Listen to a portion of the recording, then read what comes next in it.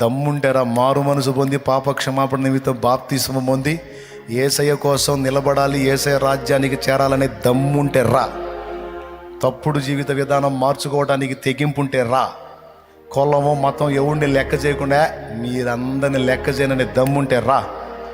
మారు మనసు పొంది బాప్తిస్మం పొంది దేవునికి చెందినవాడివిగా, దేవునికి చెందిన దానివిగా 3 రోజులు బుధవారం రోజు అవకాశం ఉంటే ఒకరోజు ఉపవాసం ఉండు, ఉండలేకపోతే ఏం పర్లా తిను, ఉండగలిగితే ఉండు లేకపోతే తిను.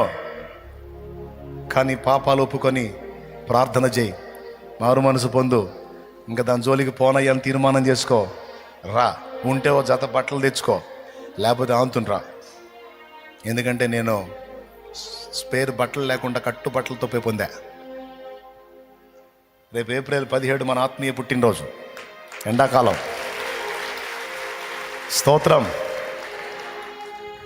కాబట్టి మీకు కూడా చెప్తున్నాను ప్రేమతో. చాలామంది ఉన్నారు ఇక్కడ ఇంకా బాప్తిసం పొందిన వాళ్ళు. నమ్మి బాప్తిసం పొందినవాడు పరలోక రాజ్యాన్ని స్వతంత్రించుకుంటాడు, నమ్మని వాడు శిక్షలోకి వెళ్తాడు. చెప్పడం నా బాధ్యత, తర్వాత మీ ఇష్టం. లేదన్నా నేను సిద్ధపడ్డానంటే రేపు 26వ తారీఖు బాప్తిస్మలోనే అందరూ కలవండి. దైవాశీస్సులో. ఇప్పుడు పరలోకమందున్న మా తండ్రి, నీ నామం పరిశుద్ధపరచబడును గాక, నీ రాజ్యం మాకు వచ్చుగాక, నీ చిత్తం పరలోకమందు నెరవేర్చినట్లు భూమి అందు నెరవేరును గాక. మాకు కావలసిన అనుదిన ఆహారం నేడు మాకు దయచేయి.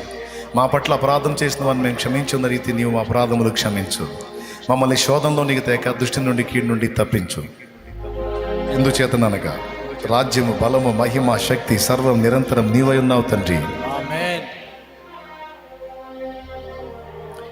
మన తండ్రి అయిన దేవుని ప్రేమ, ఆయన ప్రియ కుమారుడు మనందరి ప్రాణ ప్రియుడైన యేసయ్య శాశ్వత నిత్య కృప, పరిశుద్ధాత్మతోడి మనోహర దివ్య సహవాసం, సమాధానం, సమృద్ధి జీవం సమకూడిన మనకు సకల పరిశుద్ధులకు సార్వత్రిక సంఘమంతటికి సదా తోడే మనందరం నిత్యత్వంలో చేరు పర్యంతం మనల్ని నడిపించునుగాక.